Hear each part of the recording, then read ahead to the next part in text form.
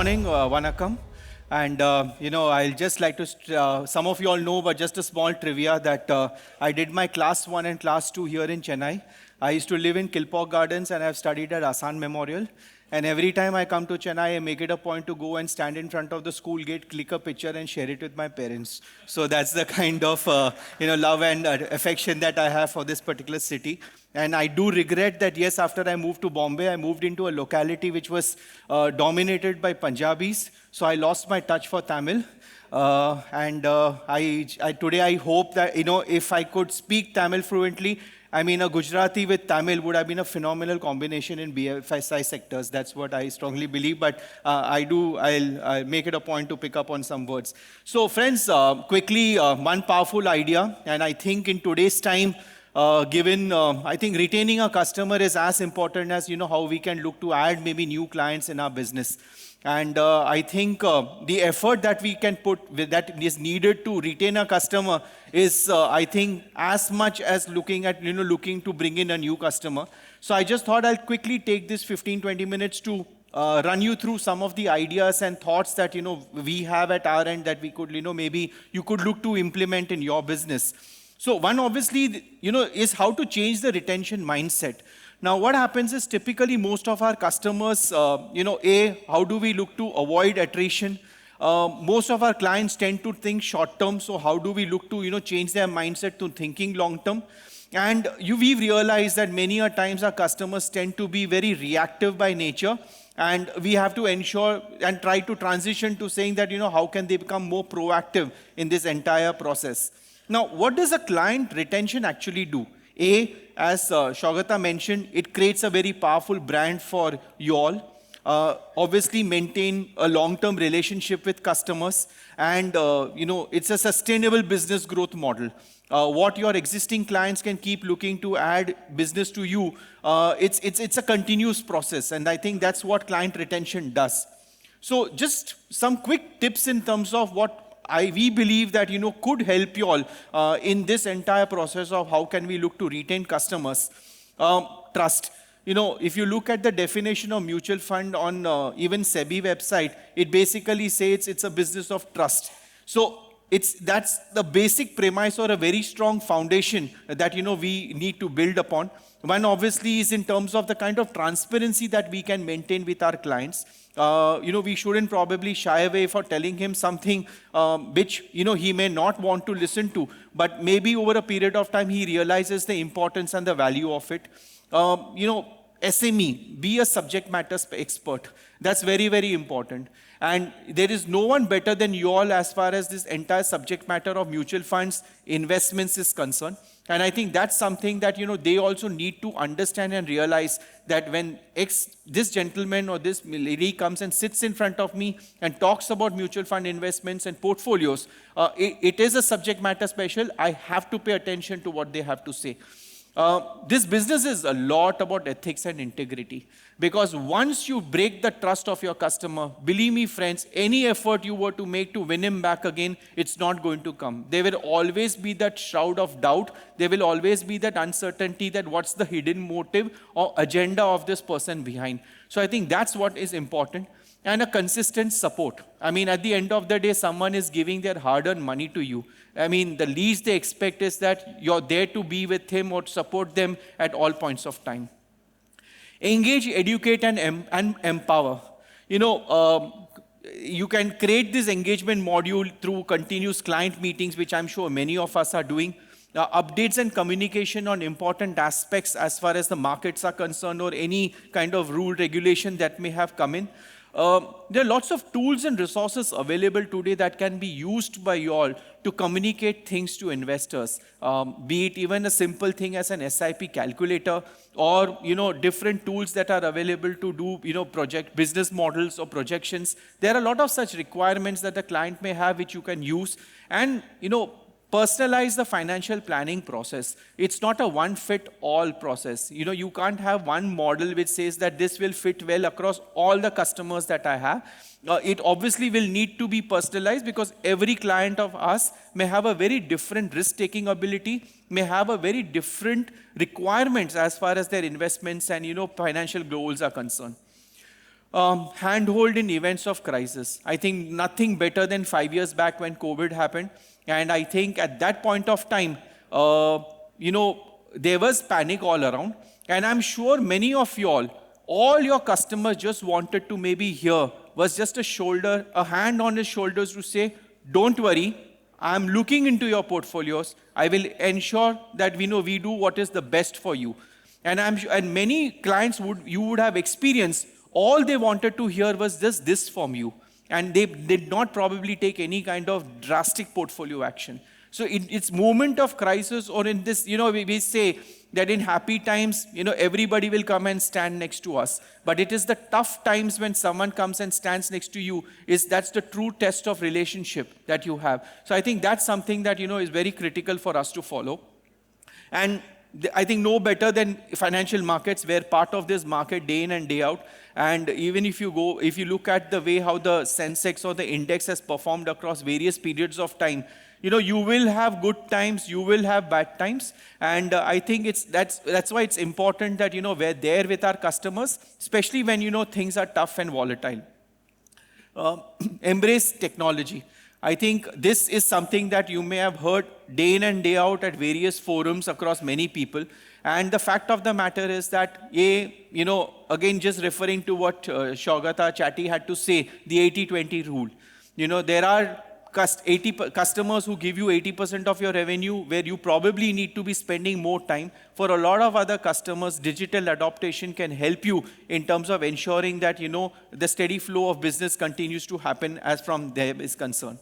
And just quickly, some data analysis in terms of that. If we go back to physical transactions 5 years back at an industry level was almost about close to 30-35%, which as of now is down to under 10%. And I think this 9% number is also high because during NFOs, we generally tend to see a lot of physical applications that come in. If I was to weed that out of the data, then, offline transactions or physical transaction percentage probably will come down much, much lower than this. Communicate regularly. I think that's very, very important as far as clients are concerned. It could be an investment update. It could be a market outlook. It could be any kind of market events. Any new fund that you believe is good from a customer's point of view, I think that's very, very critical.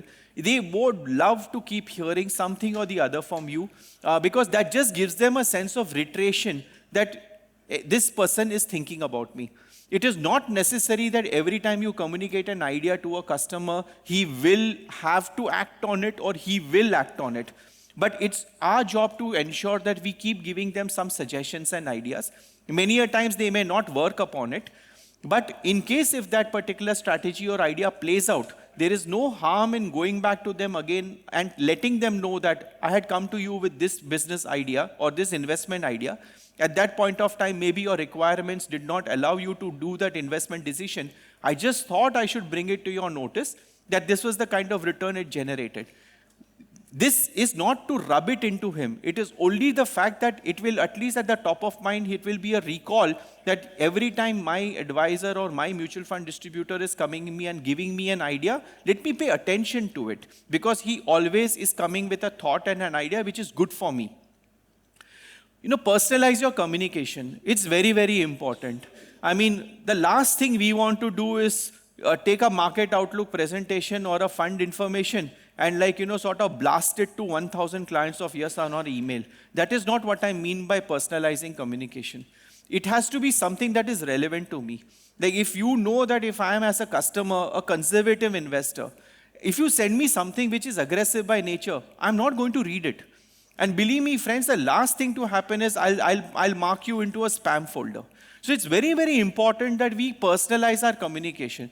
Like what they would like to read or what they would like to hear is what you should probably be sending to them.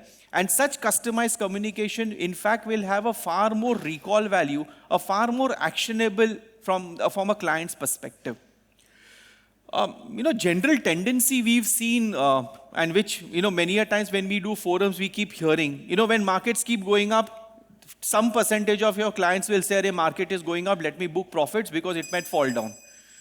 There are times when the market goes down, that time more customers come and tell you, should we redeem because the markets may fall further, so let me get out. Even when the market is range bound also, there are 2% of your customers who will keep coming and asking you, what should we do? Should we do some portfolio action?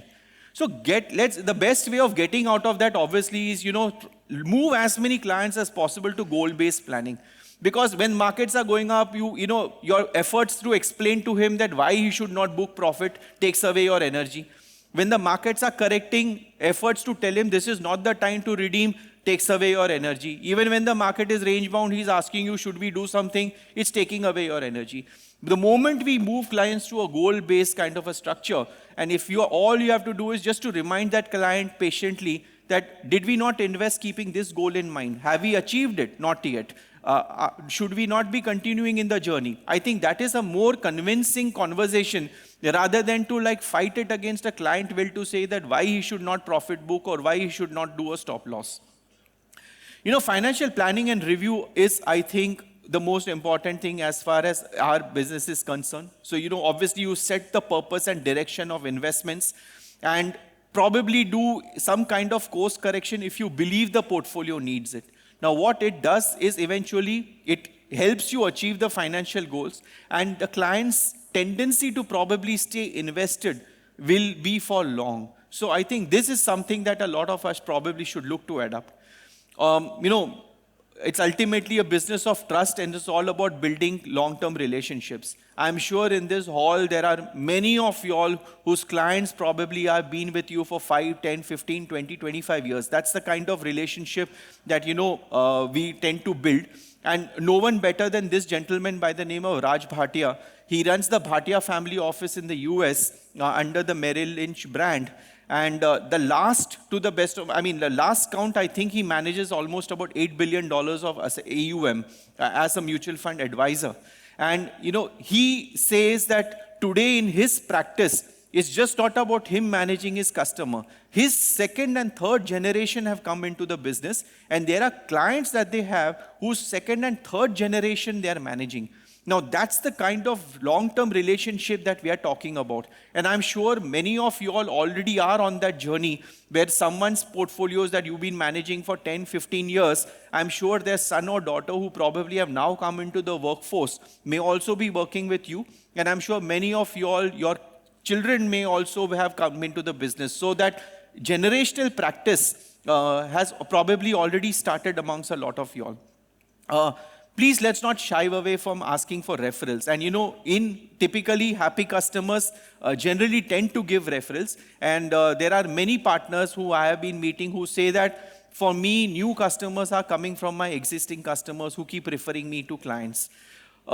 It's also very important that we keep taking feedback from our clients. So I think, it's not only about what you're doing good for him, but sometimes if, while we look at doing course correction in client portfolios, there's no harm in taking feedback from clients sometimes to set your course right. There might be certain things that we may not be practicing, but sometimes a reality check from a client in terms of, anything as far as my practice is concerned that, you would like to suggest or give feedback will probably only help us in this, journey. So I think we strongly believe that, retention is the new acquisition. So there was a Harvard Business Review which said that acquiring a customer can sometimes be, can cost you 5 to 25 times more than keeping an existing customer and retaining an existing customer. And increase in customer retention by 5% obviously can lead to, almost 25% or more than that in terms of revenue, because when a customer is retained and gives you more business, you're not spending more time on marketing or distribution. So incremental money that you're getting is just getting added to your bottom line. And, and the tendency is that more than 50% existing customers, the probability for them to probably tie new product ideas that you may have to give is probably 50% more than what maybe a new customer will probably look to do. So those are some of the thoughts and, on client retention that I would like to share with you. And once again, friends, thank you so much for giving me this opportunity to speak to you all. Thank you.